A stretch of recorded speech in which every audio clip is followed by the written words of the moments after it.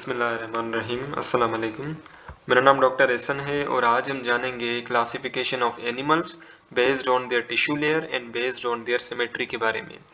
Okay, so basically होता क्या है कि सबसे पहले जब फर्टिलाइजेशन होती है यानी कि जब स्पर्म और ओवम जब आपस में मिलते हैं तो जायगोट की फॉर्मेशन होती है, ठीक है।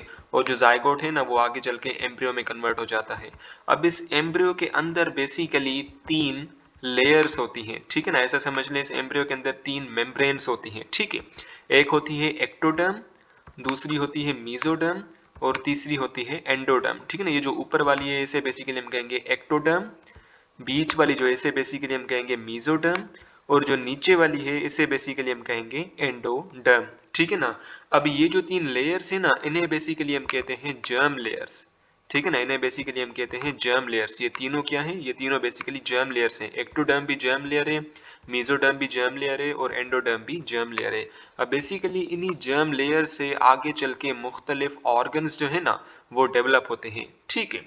सो बेसिकली क्या होता है कि मुख्तलिफ एनिमल्स के अंदर मुख्तलिफ जर्म लेयर्स डेवलप होती हैं, ठीक है ना। जैसे अगर मैं ह्यूमन बींग्स की बात करूं तो हमारे अंदर जब फर्टिलाइजेशन हो जाती है और जब एम्ब्रियो की फॉर्मेशन हो जाती है तो उस एम्ब्रियो के अंदर, ह्यूमन एम्ब्रियो के अंदर तीन जो है जर्म लेयर्स मौजूद होती हैं, ठीक है।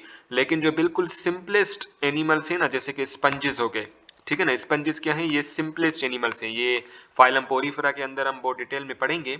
इनके अंदर क्या होता है कि जब स्पर्म और ओवम जब आपस में मिलते हैं तो जायगोट की फॉर्मेशन होती है, जायगोट एम्ब्रियो में कन्वर्ट होता है। लेकिन उस एम्ब्रियो के अंदर क्या होते हैं कि दो जर्म लेयर्स होती हैं, ठीक है ना। इनके अंदर तीन जर्म लेयर्स नहीं होती, इनके अंदर बेसिकली दो जर्म लेयर्स होती हैं, ठीक है। कौन कौन सी? एक्टोडर्म एंड एंडोडर्म, ठीक है ना। इनके अंदर बेसिकली मीजोडर्म नहीं होती, ठीक है। सबसे पहले बात कर लेते हैं classification of animals based on their number of tissue layers, ठीक है ना। कौन सी टिश्यू लेयर्स? ये बेसिकली जर्म लेयर्स, ठीक है। So one of the main events during the development of the animals is establishment of germ layers और tissue layer, ठीक है ना। अब बेसिकली मुख्तलिफ एनिमल्स के अंदर उनकी मॉडिफिकेशन के हिसाब से बेसिकली उनके एम्ब्रियो के अंदर मुख्तलिफ जर्म लेयर्स जो है ना उनकी फॉर्मेशन होती है, ठीक है ना। कुछ बेसिकली डिप्लोब्लास्टिक होते हैं, कुछ ट्रिप्लोब्लास्टिक होते हैं, ठीक है ना। डिप्लोब्लास्टिक ऐसे ऑर्गेनिजम्स होते हैं जिनके अंदर दो जर्म लेयर्स जो है ना वो बनती है। Number one is the ectoderm and number second is the endoderm, ठीक है ना। Diploblastic, diplo di means two, ठीक है ना। सो इनके अंदर दो जर्म लेयर बनती हैं। लेकिन अगर मैं बात करूं ट्रिप्लोब्लास्टिक जैसे कि ह्यूमन बींग्स की, सो ह्यूमन एम्ब्रियो जो है ना उसके अंदर तीन जर्म लेयर्स जो है ना पाई जाती हैं। तीन, ट्राई मींस थ्री, ठीक है ना। एक एंडोडर्म, सॉरी एक्टोडर्म, दूसरी एंडोडर्म और तीसरी बेसिकली मीजोडर्म, ठीक है ना। लेकिन जो डिप्लोब्लास्टिक एनिमल्स होते हैं ना उनके अंदर मीजोडर्म की बजाय एक जेली लाइक लेयर होती है जिसे बेसिकली हम कहते हैं मीजोग्लिया। ऐसे ऑर्गेनिजम्स जिनके एम्ब्रियो के अंदर दो जर्म लेयर्स बनती हैं उन्हें हम डिप्लोब्लास्टिक कहते हैं। और ऐसे ऑर्गेनिजम्स जिनके एम्ब्रियो के अंदर तीन जर्म लेयर्स बनती हैं उन्हें बेसिकली हम ट्रिप्लोब्लास्टिक कहते हैं, ठीक है।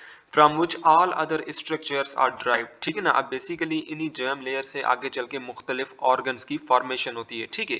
अगर मैं बात करूं एक्टोडर्म की तो एक्टोडर्म से आगे चल के नर्वस सिस्टम की डेवलपमेंट होती है। एंडोडर्म की बात करूं तो एंडोडर्म से बेसिकली मुख्तलिफ ऑर्गन्स की डेवलपमेंट होती है, ठीक है ना। और जो मीजोडर्म होती है, मीजोडर्म से भी मुख्तलिफ ऑर्गन्स जो हैं, ठीक है ना, मुख्तलिफ ऑर्गन्स के पार्ट्स बनते हैं, ठीक है। although a total of 3 germ layers in seen in most of the animals embryo, ठीक है ना। ज्यादातर जो एनिमल्स होते हैं उनके एम्ब्रियो के अंदर तीन जर्म लेयर्स पाई जाती हैं। लेकिन कुछ ऐसे सिंपलेस्ट ऑर्गेनिज्म है जिनके अंदर दो जर्म लेयर्स पाई जाती हैं, ठीक है ना। उन्हें बेसिकली हम डिप्लोब्लास्टिक कहते हैं। और कौन सी दो जर्म लेयर पाई जाती हैं? एक है एक्टोडर्म, दूसरी है एंडोडर्म, ठीक है ना। इसलिए बेसिकली हम इनको डिप्लोब्लास्टिक कहते हैं, ठीक है। और इन ऑर्गेनिजम्स के अंदर क्या होती है? टिश्यू लेवल ऑफ ऑर्गेनाइजेशन होती है, यानी कि इन ऑर्गेनिजम्स के अंदर काफी सारे सेल्स मिलके टिश्यू बना सकते हैं। लेकिन काफी सारे टिश्यू मिलके ऑर्गन नहीं बना सकते, ठीक है ना। इनके अंदर ऑर्गन लेवल ऑफ ऑर्गेनाइजेशन नहीं है, इनके अंदर सिर्फ और सिर्फ टिश्यू लेवल ऑफ ऑर्गेनाइजेशन है। यानी कि इनके अंदर टिश्यू बन सकते हैं। जब सेल काफी सारे मिलेंगे तो टिश्यू बनाएंगे इनके अंदर, लेकिन टिश्यू मिलके ऑर्गन नहीं बना सकते, ठीक है। लेकिन जो ट्रिप्लोब्लास्टिक ऑर्गेनिजम्स है जस्ट लाइक हम हो गए, ह्यूमन बींग्स हो गए, उनके अंदर तीन जर्म लेयर्स बनती हैं, एक्टोडर्म, मीजोडर्म एंड एंडोडर्म, ठीक है ना। इसलिए बेसिकली हमने ट्रिप्लोब्लास्टिक कहते हैं। ट्रिप्लो, ट्राई मींस थ्री, ठीक है। और हमारे अंदर या ट्रिप्लोब्लास्टिक एनिमल्स के अंदर organ and system level of organization होती है, ठीक है। यानी कि सेल्स मिलके टिश्यूज बनाते हैं, टिश्यूज मिलके ऑर्गन्स बनाते हैं और काफी सारे ऑर्गन मिलके ऑर्गन सिस्टम बनाते हैं, ठीक है।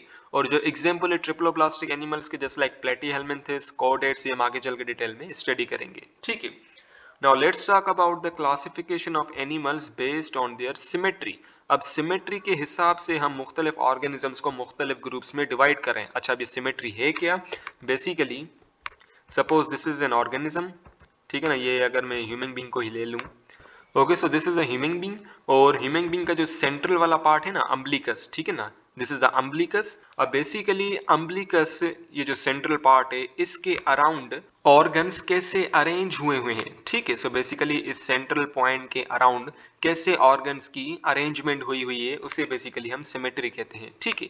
अब सिमेट्रिकल ऑर्गेनिजम्स ऐसे ऑर्गेनिजम्स होते हैं जो कि दो हाफ में डिवाइड हो सकते हैं। ठीक है। अगर मैं ह्यूमन बीइंग को यहां से यूं काटूं, ठीक है ना, सो ये वाला पार्ट अलग हो जाएगा और ये वाला पार्ट अलग हो जाएगा। ठीक है ना, सो यानी कि क्या हो गया कि एक आंख यहाँ पे चली गई, एक आंख यहाँ पे चली गई, ठीक है ना, एक कान यहाँ पे चला गया, एक कान यहाँ पे चला गया, ठीक है, एक लंग्स यहाँ पे चला गया और दूसरा लंग यहाँ पे चला गया। ठीक है। सो यानी कि क्या हुआ कि बेसिकली हमने ऑर्गेनिज्म को, एक ह्यूमन बीइंग को मुख्तलिफ इक्वल पार्ट्स में डिवाइड कर दिया। ठीक है। सो इस वजह से हम इस ह्यूमन बीइंग को कहेंगे सिमेट्रिकल ह्यूमन बीइंग या सिमेट्रिकल एनिमल। ठीक है ना। और ऐसे ऑर्गेनिजम्स जो कि मुख्तलिफ हाफ में डिवाइड हो जाएं, उन्हें बेसिकली हम सिमेट्रिकल ऑर्गेनिज्म कहते हैं। ठीक है। लेकिन ऐसे ऑर्गेनिज्म जो कि मुख्तलिफ और इक्वल पार्ट्स में डिवाइड ना हो सके, उन्हें बेसिकली हम एसिमेट्रिकल ऑर्गेनिजम्स कहते हैं। ठीक है। So the simplest animals like sponges, ठीक है ना, स्पंजेस क्या है, फाइलम पोरीफेरा के अंदर आ जाते हैं, और स्पंजेस क्या है, सिंपलेस्ट ऑर्गेनिजम्स है। ठीक है ना, have many representatives whose bodies are irregular and variable in shape, so called asymmetrical। अब बेसिकली जो बॉडी होती है ना स्पंजेस की, वो इरेगुलर होती है। ठीक है ना, यूं बेसिकली कुछ इरेगुलर सी होती है और वो दो इक्वल पार्ट्स में डिवाइड नहीं हो सकती। ठीक है। और इनकी बॉडी जो है ना वो वेरिएबल होती है, यानी कि मुख्तलिफ स्पंजेस जो है ना, उनकी बॉडी जो है, उन बॉडी का शेप जो है ना वो मुख्तलिफ होता है। ठीक है। अब चूंकि ये इरेगुलर है, इस वजह से ये बेसिकली क्या है, दीज आर द एसिमेट्रिकल, यानी कि हम इनको दो इक्वल पार्ट्स में डिवाइड नहीं कर सकते। Okay, so this is the sponge. ठीक है ना, ये बेसिकली क्या है, स्पंज है, और इसकी सिमेट्रिकल है नील। ठीक है ना, ये बेसिकली सिमेट्रिकल नहीं है, ये एसिमेट्रिकल है। ठीक है ना, हम इसको इक्वल पार्ट्स में डिवाइड नहीं कर सकते। एंड द यूमेटाजोआ, यानी कि जो ट्रियो एनिमल्स हैं, ठीक है ना, जो ट्रियो एनिमल्स हैं, हम बेसिकली उनको दो मेजर ग्रुप्स में डिवाइड करते हैं based on their body symmetry. ठीक है ना, अब ये दो ग्रुप्स कौन से हैं? Number one is the radiata and number second is the bilateria. ठीक है ना। अच्छा, अब ये रेडिएटा क्या है? बेसिकली जब हम किसी भी ऑर्गेनिजम्स को काफी सारे मुख्तलिफ और इक्वल पार्ट्स में डिवाइड करें, उसे बेसिकली हम कहते हैं रेडियल सिमेट्री। ठीक है। Okay, so focus here. So this is the radial symmetry. ठीक है ना, ये जेलीफिश है।